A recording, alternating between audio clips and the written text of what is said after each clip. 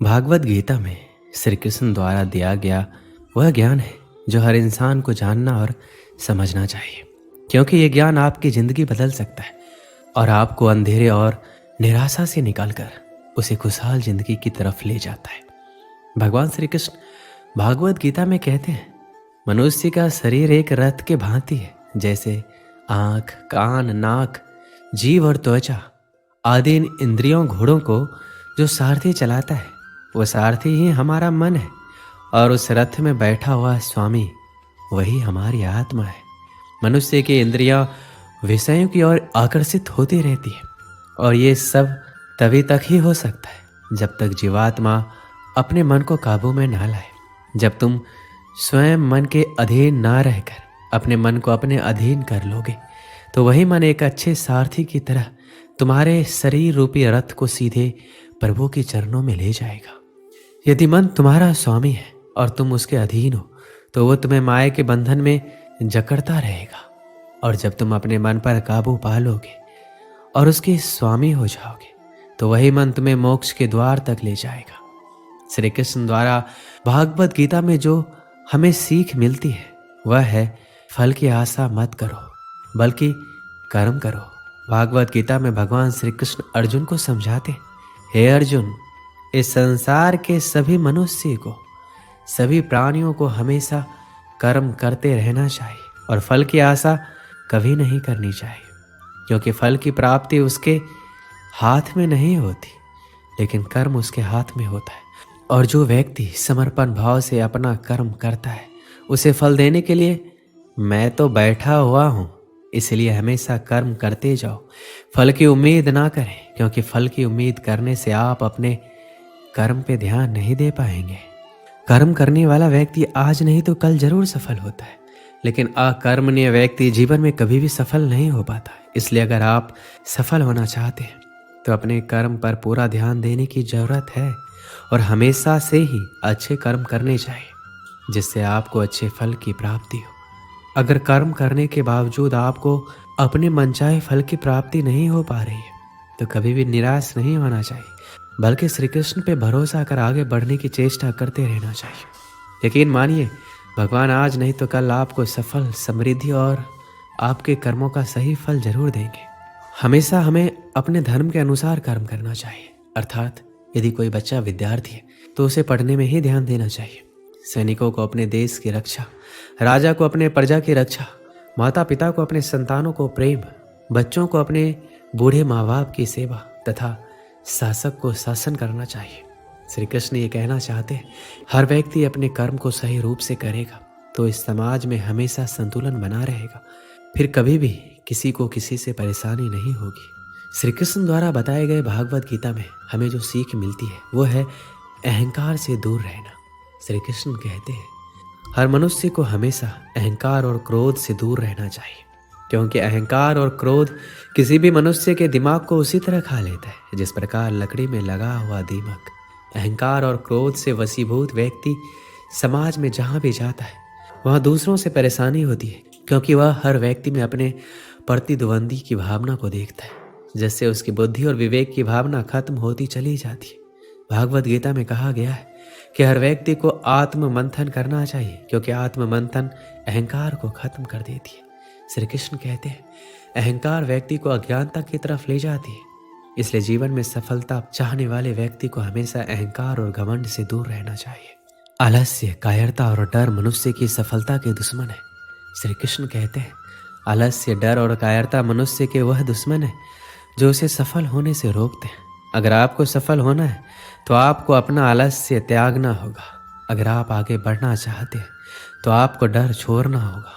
मनुष्य के विचार ही मनुष्य का निर्माण करते हैं। मनुष्य के निर्माण उसके विचारों से ही होता है और मनुष्य जैसा सोचता है वैसा ही बन जाता है। इसलिए हर मनुष्य को हमेशा सकारात्मक और अच्छे सोचों के साथ ही अपना जीवन बिताना चाहिए। भागवत गीता में मन को बहुत ही ज्यादा महत्व दिया गया है, इसलिए भगवान कृष्ण द्वारा हर मनुष्य को अपने मन को नियंत्रण में रखने की बात कही गई है। मन ही हमारे सारे दुख और सुखों का कारक होता है, इसलिए हम अपने मन को नियंत्रण में कर अपने सुख और दुख पर विजय प्राप्त कर सकते हैं। भगवान श्री कृष्ण कहते हैं कि अगर कोई व्यक्ति अपने मन को नियंत्रित में कर लेता है तो वह उन सभी बुराइयों पर नियंत्रण पा लेता है जो उसे जीवन में आगे बढ़ने से रोकती है या दुख देती है। इसलिए अपने मन को हमेशा अपने नियंत्रण में रखना चाहिए। उसे कभी भी किसी भी चीज़ से विचलित नहीं होने देना चाहिए। कहा जाता है कर्म ये धर्म है, इसलिए हमें कर्म करते रहना चाहिए। फल अपने आप हमें मिल जाएगा। इस दुनिया में जितने भी लोग सफल हुए हैं सब लोग अपने कर्म के लिए ही हुए हैं। उन्होंने बिना कुछ सोचे समझे नकारात्मक बातों को अपने से दूर रखकर अपने कार्यों को पूर्ण किया और आखिरी में उन्हें सफलता प्राप्त हुई। जो भी मनुष्य अपने जीवन आध्यात्मिक ज्ञान के चरणों के लिए दृढ़ संकल्पों में स्थिर है वह समान रूप से संकटों के आक्रमण को सहन कर सकते और निश्चित रूप से यह व्यक्ति खुशियां और मुक्ति पाने का पात्र है। अगर आप अपने लक्ष्य को पाने के लिए दृढ़ संकल्प ले लेते हैं और दिन रात कड़ी मेहनत करते हैं तो आपके रास्ते में जितनी भी संकटें आएंगे आप उनको पार कर जाएंगे। जो खुशियां बहुत लंबे समय के लिए परिश्रम और सीखने से मिलती है, जो दुख से अंत दिलाता है, जो पहले विष के समान होता है परंतु बाद में अमृत के जैसा होता है, इस तरह की खुशियां मन की शांति से जागृत होती है।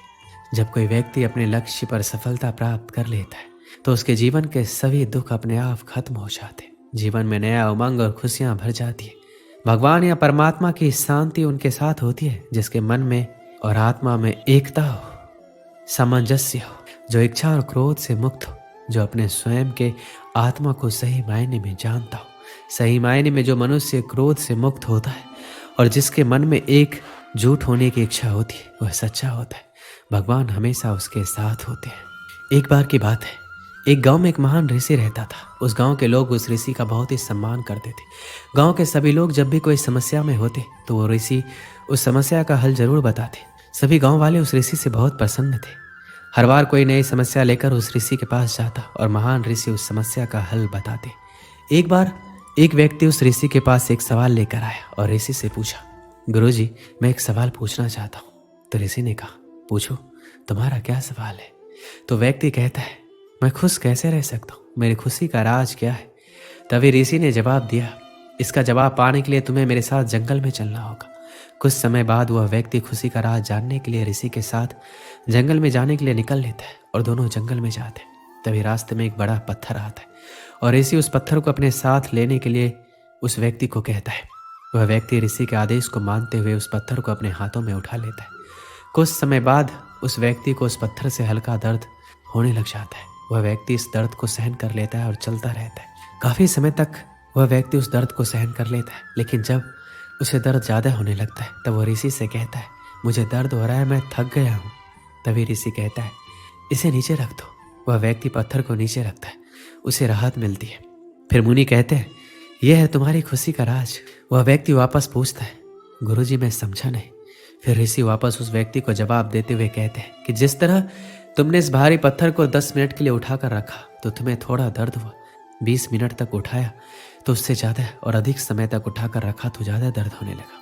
ठीक उसी प्रकार जितनी देर हम अपने पर दुखों का बोझ लिए फिरेंगे हमें खुशी नहीं मिलेगी, निराशा ही मिलती रहेगी। हमारी खुशी का राज सिर्फ इस पर निर्भर करता है कि हम कितनी देर तक दुखों का बोझ अपने ऊपर रखते हैं। यदि तुम्हें अपने जीवन में खुश रहना है तो कभी अपने ऊपर दुख को हावी मत होने दीजिए। दुख इस भारी पत्थर की तरह है, जिसे हम जितना रखेंगे उतना ही हमें दर्द और कष्ट देता रहेगा।